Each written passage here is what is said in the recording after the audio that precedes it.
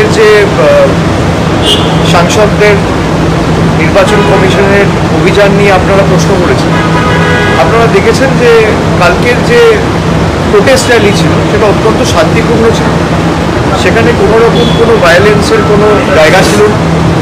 লোকসভা রাজ্যসভা মিলিয়ে প্রায় 300 জনের বেশি পাবলিক রিপ্রেজেন্টেটিভ এবং ম্যাক্সিমামটাই নির্বাচিত সাংসদ, মানুষের প্রতিনিধি, তারা সকলে মিলে নির্বাচন কমিশনের কাছে আমাদের সবার বেসিক 5-7টা প্রশ্ন রয়েছে, তার জবাব চাওয়ার জন্য নির্বাচন কমিশনের কাছে আমরা শান্তিপূর্ণভাবে মিছিল করে এবং দলমত নির্বিশেষে অপোজিশন যে পার্টিগুলো রয়েছে সবাই মিলে ঐক্যবদ্ধ হয়ে কালকে মিছিল করে গেছি।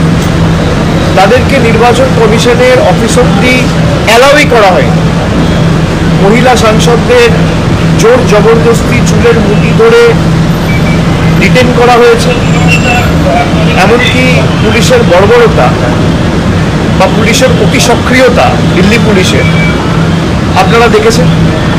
আমরা 100 দিনের কাজের টাকা নিয়ে যখন দিল্লিতে যন্তর মন্তরে বিক্ষোভ সভা করেছিলাম, সেখানেও প্রায় 10,000 পুলিশ দিয়ে মহিলা, বিশেষ করে তপশিলি এবং জনজাতি মূলবাসী যারা এবং SC ST জনপ্রতিনিধিদের যেভাবে কেন্দ্রীয় সরকারের অধীনে থাকা, স্বরাষ্ট্রমন্ত্রীর অধীনে থাকা দিল্লি পুলিশ নিগৃহীত করেছে, আমরা সকলে সেটা দেখেছি।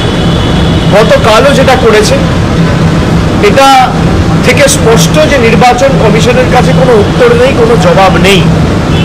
যে 4-5টা বেসিক আমাদের তরফ থেকে প্রশ্ন রাখা হয়েছে, যে এতদিন পরেও 2025-এ আমরা এসে কেন আমাদের ডিজিটাইজড ভোটার লিস্ট দেওয়া হবে না, কেন জোর জবরদস্তি SIR করা হবে, বিশেষ করে অপোজিশন রুল যে স্টেটগুলো রয়েছে যেখানে বিরোধী রাজনৈতিক দলগুলো ক্ষমতায় রয়েছে।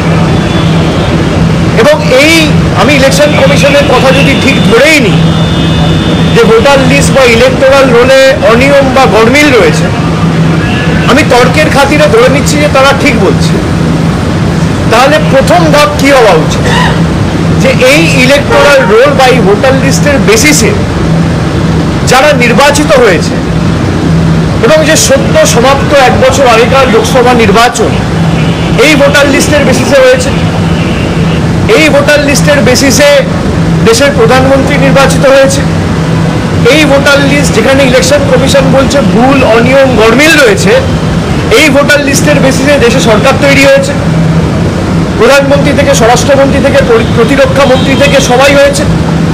পুরো ইউনিয়ন গভর্নমেন্টকে রিজাইন করা উচিত। এবং আমাদের রাজ্যের মুখ্যমন্ত্রী, দলের সভানেত্রী মমতা ব্যানার্জি 27শে ফেব্রুয়ারি নেতাজি ইন্ডোর স্টেডিয়ামে প্রথম এটা ধরেছিলেন যে এক ব্যক্তির একই এপিক নম্বরে গুজরাটের ভোটার লিস্টে নাম রয়েছে, আবার উত্তরপ্রদেশে রয়েছে, আবার বাংলায় রয়েছে। কংগ্রেসের তরফ থেকে যে সাংবাদিক বৈঠকটা করা হয়েছে সেখানে স্পষ্টত দেখানো হয়েছে যে একই ব্যক্তি একই দিনে একবার বারাণসীতে ভোট করছে, একবার কর্ণাটকায় গিয়ে ভোট করছে। একই এপিক নাম্বারে একই নামে 5 জন 7 জন 10 জন করে ভোটার 10টা আলাদা পোলিং স্টেশনে তিনি ভোটাধিকার প্রয়োগ করেছেন। আর এই ডেটা তো তৃণমূলের বা কংগ্রেসের নয় বা অন্য রাজনৈতিক দলের নয়, এটা নির্বাচন কমিশনের ডেটা।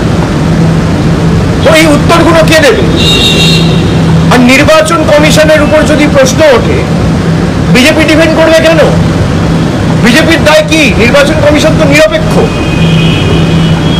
তথাকথিতভাবে যদি তারা এতটাই নিরপেক্ষ থাকে, তারা সব এমপিদের সাথে বসবে। এই এমপিগুলো তো বানের জলে ভেসে আসেনি, নির্বাচন কমিশনার মনোনীত, আমরা নির্বাচিত। আমাদের 20 লাখ 22 লাখ 25 লাখ মানুষ ভোট দিয়ে তাদের ভোটাধিকার প্রয়োগ করে আমাদের নির্বাচিত করেছে। আর ইলেকশন কমিশনকে প্রতিনিধি করে সরকার পাঠিয়েছে তাদের হয়ে কাজ করার জন্য। যে কটা প্রতিষ্ঠান আছে সব কটা প্রতিষ্ঠানকে তাদের কৃতদাস এবং তল্পিবাহকে পরিণত করেছে এই বিজেপির সরকার।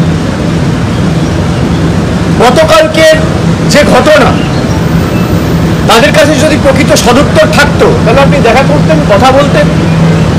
আপনি কথা বলেননি, আপনি উল্টে সব সাংসদদের ডিটেন করে পুলিশ স্টেশনে নিয়ে গিয়ে বসিয়ে রেখেছেন। মহিলাদের উপর অত্যাচার করেছে, পুলিশ লাঠিচার্জ করেছে, চুলের মুঠি ধরে মহিলাদের টানতে টানতে হ্যাঁচড়াতে হ্যাঁচড়াতে নিয়ে গেছে। আমাদের কালকে একাধিক সাংসদ, এমনকি মিতালি বাগ, সেও অসুস্থ হয়ে পড়েছে, আপনারা দেখেছেন, পুলিশের অত্যাচারের কারণে। জোর জবরদস্তি তারা দেশটাকে নিজেদের সম্পত্তি ভেবে সব প্রতিষ্ঠানগুলোকে নিজেদের রাজনৈতিক স্বার্থে কাজে লাগিয়ে এখন মানুষের ভোটাধিকারটুকুও কেড়ে নিতে চাইছে। আমরা এটা করতে দেবো না। কালকের যেটা দেখেছেন আপনারা, এটা সবে শুরু। আমি আগেও বলেছি, আবারও বলছি, যদি বাংলা থেকে একটা মানুষ যার ভোটার লিস্টে যে প্রকৃত ভোটার যদি তার নাম বাদ যায় এবং বিজেপি যদি ভাবে যে মানুষের ভোটাধিকার কেড়ে নিয়ে আমরা দেশটাকে আমাদের রাজনৈতিক সম্পদ হিসেবে ব্যবহার করব, আমরা যে ভাষায় বিজেপি বোঝে সেই ভাষায় আমরা জবাব দিতে জানি। বাংলার একটা মানুষের যদি ভোটাধিকার কাড়ে, তাহলে 1 লক্ষ মানুষ নিয়ে নির্বাচন কমিশন ঘিরব। বিজেপির কোনো নেতা বাঁচাবে না।